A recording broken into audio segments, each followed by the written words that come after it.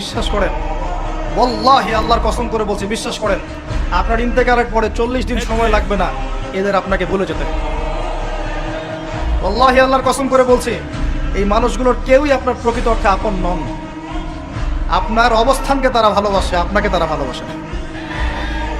আপনাকে শুধু আপনার রব আল্লাহ ভালোবাসেন। আপনি তার উপর তাওয়াক্কুল করে হারাম ছেড়ে দেন, আপনাকে আল্লাহ বেহিসাব রিজিক দেবেন ইনশাআল্লাহ তাআলা। মানুষের অবস্থানকে মূল্যায়ন করে, আপনার পরে তারা আপনাকে মনে রাখবে না। আপনি আমি যদি আজকে পৃথিবীতে নাও থাকতাম, পৃথিবীর ঘূর্ণন কমে যেত না, পৃথিবী ঘুরতই, রাত হতো, দিন আসতোই, আমাদের স্ত্রী সন্তানরা বেঁচে থাকতো, মা বোনরা বেঁচে থাকতো, সবাই যার যার জায়গায় ঠিকই থাকতো, আমরাই থাকতাম। এটাই বাস্তবতা, এটাই দুনিয়ার নির্মম বাস্তবতা। তাহলে এই দুনিয়ার সংক্ষিপ্ত জীবনে কাদের কথা চিন্তা করে আপনি আল্লাহর অবাধ্যতা করছেন? কাদের কথা চিন্তা করেন? স্ত্রী সন্তান পরিবার পরিজন ছেড়ে দেন, আল্লাহর ওয়াস্তে হারাম ছেড়ে দেন, হালালে চলে আসে। আমরা ইসলাম নিয়ে অনেক বড় বড় কথা বলি, কিন্তু সবচেয়ে বড় কথাটা হচ্ছে এই আয়াতটা যেটা আমি তেলাওয়াত করতে যাচ্ছি। ইয়া আইয়ুহাল্লাযীনা আমানু, হে মুমিনগণ, আলাইকুম আনফুসাকুম, তোমরা নিজেরা আগে নিজেদের নফসটাকে ঠিক করো, নিজেরা ভালো হও, পরের দিকে আঙ্গুল পরে উঠাও।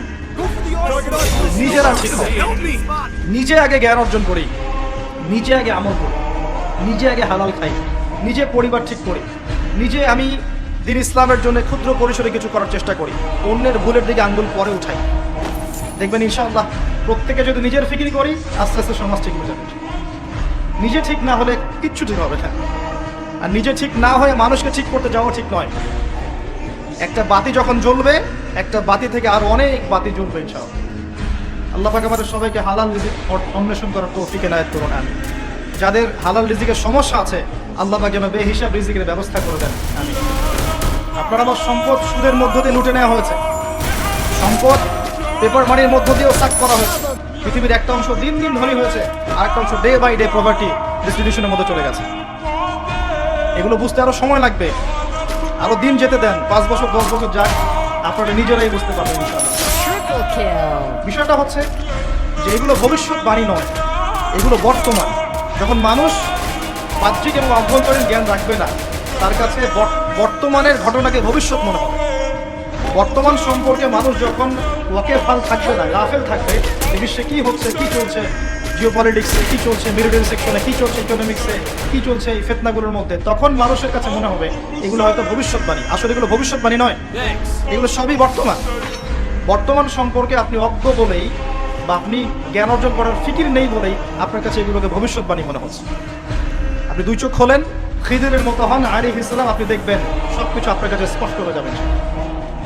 আমরা এমন একটা সময় বাস করছি যেখানে আখিরুজ জামানের ম্যাক্সিমাম সাইনগুলো দেখা যাচ্ছে। ম্যাক্সিমাম ডে বাই ডে আপনি ধর্ষণের বৃদ্ধি দেখতে পারবেন, ডে বাই ডে আপনি জেনা বাড়বে দেখবেন, মাদকদ্রব্য মানুষ বেশি বেশি খাবে। একটা মানুষ খুঁজে পাবেন না যে ব্যক্তি সুদ থেকে 100% মুক্ত থাকতে পারবে, একটা মানুষ পাবে। বাহ্যিক বিষয় বাদ দেন, ইন্টারনালে আসেন। মনে করেন আমি একটা বাসায় ভাড়া থাকি, বাসার মালিক লোন নিয়ে বাড়ি করেছে, আমার মতো আরো 10টা ভাড়াটিয়া আছে, সবার টাকা নিয়ে এসে লোন শোধ করছে, পরোক্ষভাবে আমিও সুদ খাচ্ছি, আমিও সুদের সাথে সম্পৃক্ত আছি। এটা সেই জামানা যে জামানা সম্পর্কে নবী সাল্লাল্লাহু আলাইহি ওয়াসাল্লাম বলেছিলেন যে যে ব্যক্তি সুদ থেকে দূরে থাকতে চাইবে, আখিরুজ জামানে তার গায়েও সুদের ছিটাফোঁটা গিয়ে লাগবে, কেউ মুক্ত থাকতে পারবে। টপ টু বটম দেখবেন সুদী কারবারের সয়লা। আর কেন রাগ হচ্ছে না আমার সাথে? আল্লাহ রাব্বুল আলামিন পবিত্র কোরআনে বলেছেন, ইয়া আইয়ুহাল্লাযীনা আমানু, আমি আপনাকে আল্লাহর কালামটুকু শোনাতে এসেছি। জোর করে কাউকে কিছু মানানো যায়? এটা ইসলাম শেখায়? ইসলাম তরবারির জোরে কোনো কিছুকে মানতে শেখায়? ইসলাম শুধু দাওয়াত দিতে শেখায়। ফাযাক্কির ইন্নামা আনতা মুযাক্কির, শুধু অনুবাদ করতে চাচ্ছি আল্লাহর কথা। যে কোনো আলেমের কাছে গিয়ে অনুবাদের সত্যতা যাচাই করে নিয়ে আল্লাহ বলছেন, ইয়া আইয়ুহাল্লাযীনা আমানু, হে মুমিনগণ, ইত্তাকুল্লাহ, তোমরা আল্লাহকে ভয় করো, ওয়া যারু মা বাকিয়া মিনার রিবা, সুদগুলো ছেড়ে দাও, সুদের অবশিষ্ট অংশগুলো ছেড়ে দাও। ইন কুনতুম মুমিনিন, যদি প্রকৃত অর্থে মুমিন হয়ে থাকো।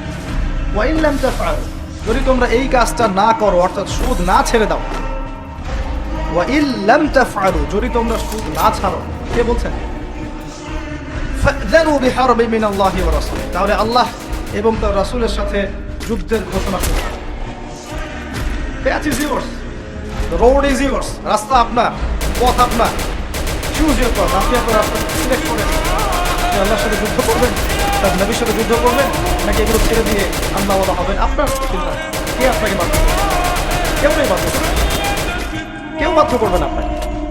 এটা আপনি ফিকির করবেন সারা জীবন যে হারাম রিজিকটা আপনি খাচ্ছেন, এইটা দিয়ে কি আপনার হজটা কবুল হবে কিনা, এটা দিয়ে আপনার উমরাটা কবুল হবে কিনা, এই টাকায় যখন সন্তান সন্ততি বড় হবে এরাও আল্লাহওয়ালা হবে কিনা আপনি ফিকির করেন। আপনি চিন্তা করেন যে নবী মুহাম্মদ সাল্লাল্লাহু আলাইহি ওয়াসাল্লাম জিনা শব্দটা মুখ থেকে বলতেও লজ্জা পেতেন, জানেন? আমাদের নবীজি জিনা শব্দটা মুখ দিয়ে বলতেও লজ্জা পেতেন। একজন সাহাবী এসেছেন, এসে বলেছেন যে আমি অন্যায় করেছি ইয়া রাসূলুল্লাহ, আমি অন্যায় করেছি ইয়া রাসূলুল্লাহ, আমাকে পবিত্র করুন, দুনিয়াতে আমাকে শাস্তি দিয়ে দিন, পরকালে আমাকে কোনো শাস্তি দিয়েন না। নবীজি মুখ ফিরিয়ে নেন, একবার ডানে একবার বামে মুখ ফিরিয়ে নেন, তার কথা যেন তিনি শুনছেন না। বলছেন বাসায় যাও, বাসায় গিয়ে ক্ষমা চাও, আমরা মাফ করে দেবেন। কিন্তু সেই ব্যক্তি নাছরবান্দা, না আমাকে পবিত্র করেন, আমি অন্যায় করেছি, হুদুদ কায়েম করেন। তখন নবীজি বাধ্য হয়ে বলছেন আবিকা মাজনুন, তুমি কি পাগল? তখন সেই ব্যক্তি বলছেন না ইয়া রাসূলুল্লাহ, আমি পাগল নই, আমি অন্যায় করেছি, আমাকে পবিত্র করেন।